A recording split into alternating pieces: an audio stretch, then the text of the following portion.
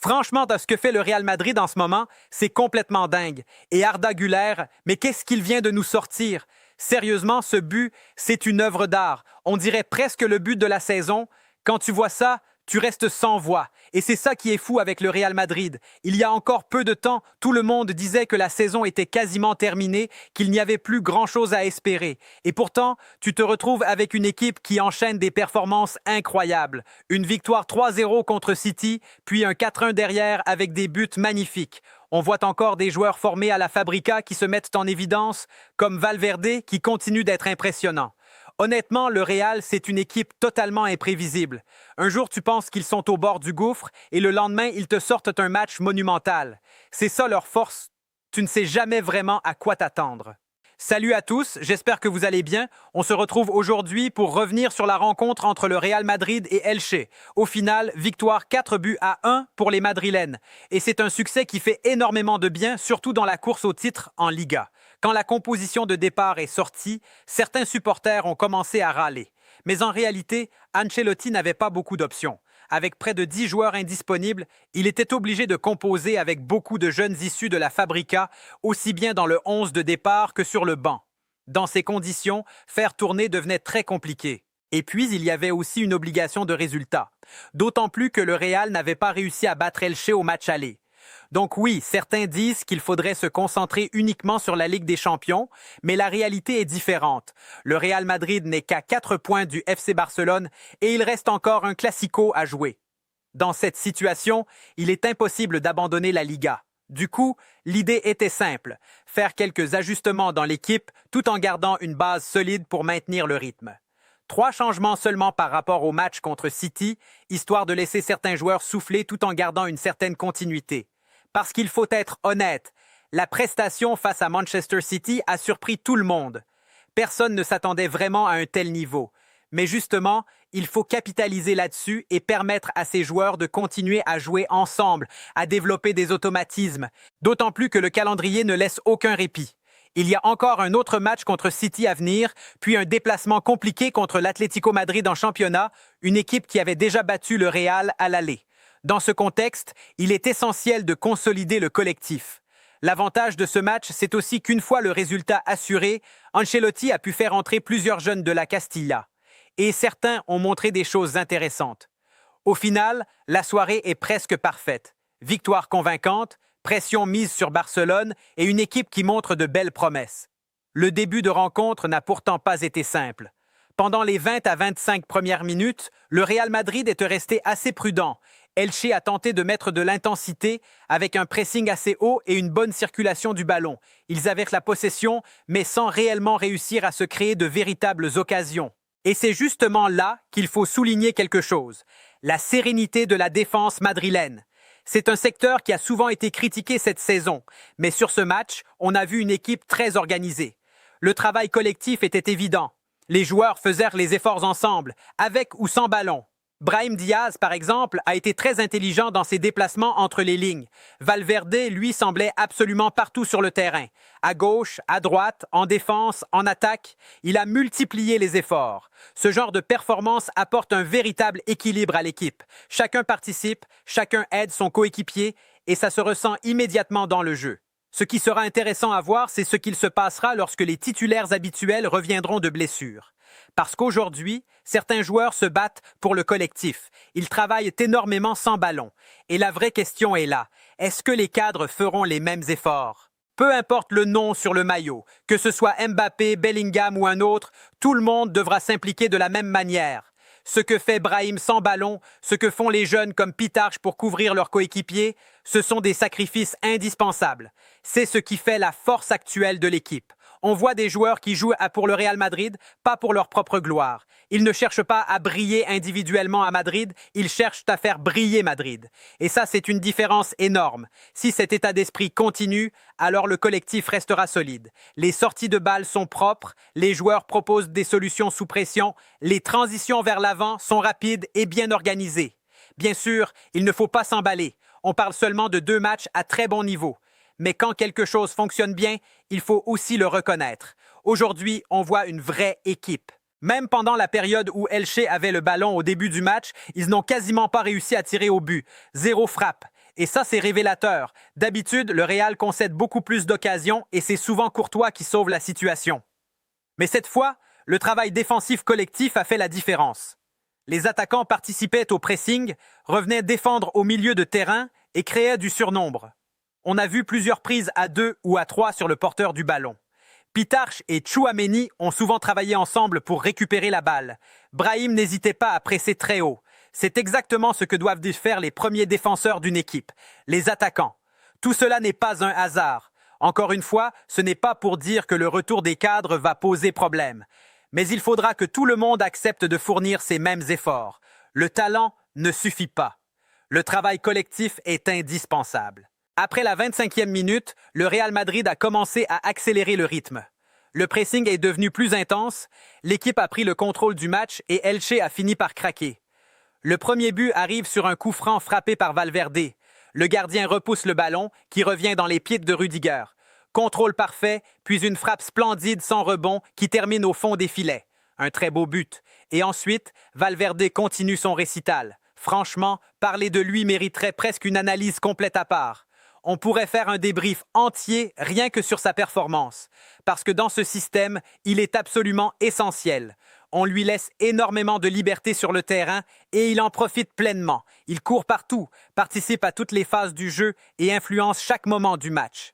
Ce qui est impressionnant avec Valverde dans ce système, c'est la liberté qu'il a sur le terrain. Et on voit clairement que ça lui fait du bien. Il n'est pas enfermé dans un rôle précis. On le voit venir aider sur les côtés, revenir défendre quand il le faut, soutenir le milieu de terrain et même participer au pressing offensif. C'est simple, Valverde est partout. Que ce soit avec le ballon ou sans, en phase offensive comme en repli défensif, il est constamment impliqué. Il anticipe beaucoup, il coupe des trajectoires et il compense les erreurs de ses coéquipiers. On a même vu une action très parlante. Elche part en contre-attaque et André Silva se retrouve quasiment en position de frappe à environ 25 mètres du but. Mais Valverde revient à toute vitesse dans l'axe, le gêne dans sa conduite de balle et l'oblige à crocheter. Ce petit retard provoqué par Valverde permet finalement à Brahim Diaz de revenir et de récupérer le ballon. Et c'est exactement ce genre d'action qui montre l'importance des efforts collectifs. Quand tout le monde travaille pour l'équipe, tu évites des situations dangereuses. Valverde sur ce match a été énorme. Dans ce rôle très libre, il semble complètement épanoui. On l'avait déjà remarqué quand le Real avait évolué dans un système en losange au milieu de terrain. À ce moment-là, Valverde se retrouvait souvent à aider sur le côté droit et apportait beaucoup offensivement. Aujourd'hui, son rôle est encore plus ouvert. Il se déplace sur toute la largeur du terrain et intervient dans toutes les zones. Et en plus de son activité incroyable, il marque encore un but splendide. Un contrôle, un crochet, puis une frappe enroulée du pied droit qui termine en pleine lucarne. Le gardien ne peut absolument rien faire.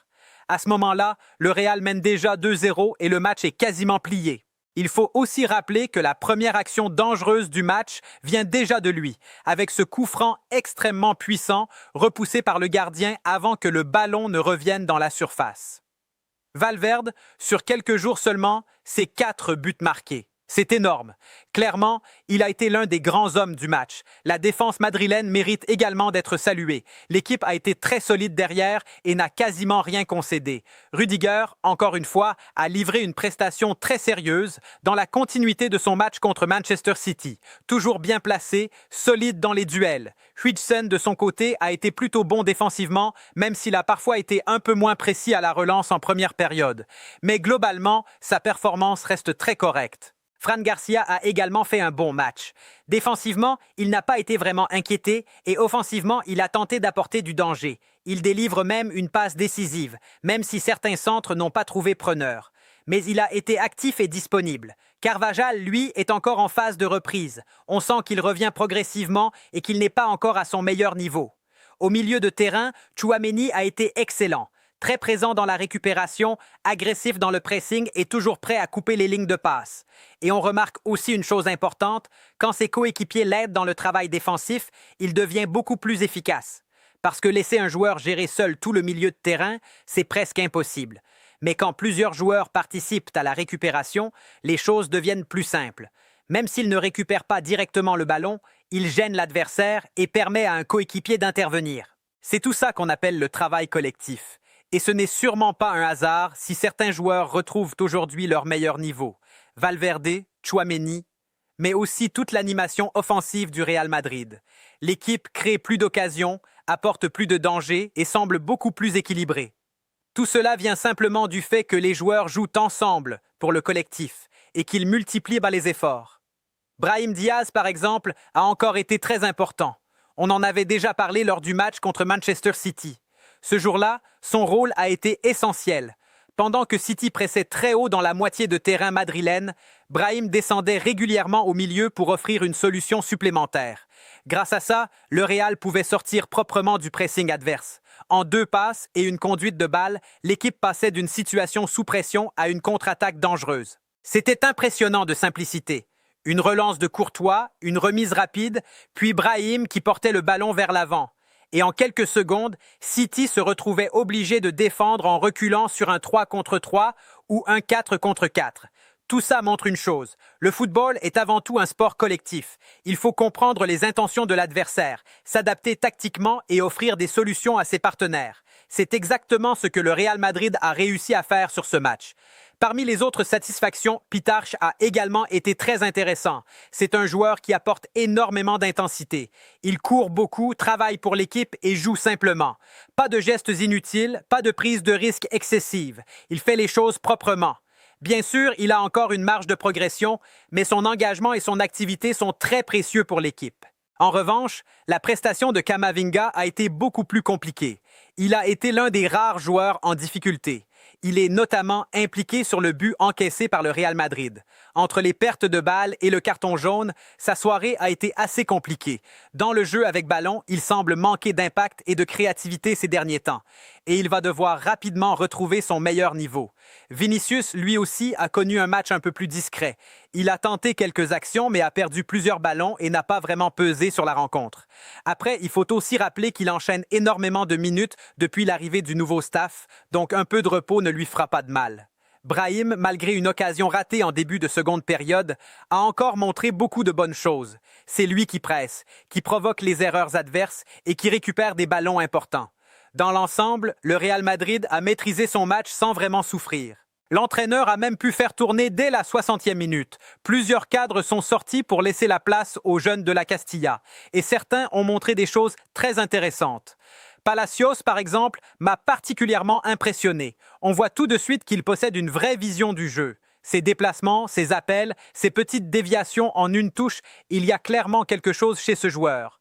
Yáñez a également fait une bonne entrée et délivre même une passe décisive sur un centre qui amène un but. Au final, les jeunes ont parfaitement tenu leur rôle. Le Real menait 2-0 au moment des changements et termine la rencontre sur un score de 4-1. Et pour finir, il y a évidemment ce but incroyable d'Arda Güler. Une frappe exceptionnelle depuis sa propre moitié de terrain, légèrement excentrée sur la droite. Un tir parfait qui termine au fond des filets. Franchement, on peut déjà parler d'un candidat sérieux au but de l'année. Les supporters du Real peuvent profiter de ce moment. Ces derniers temps, les critiques étaient nombreuses et les performances parfois difficiles à regarder. Mais ce soir, l'équipe a montré un très beau visage. Bien sûr, il faudra rester prudent et confirmer sur la durée. Mais pour l'instant, il n'y a qu'une chose à dire. Bravo au Real Madrid.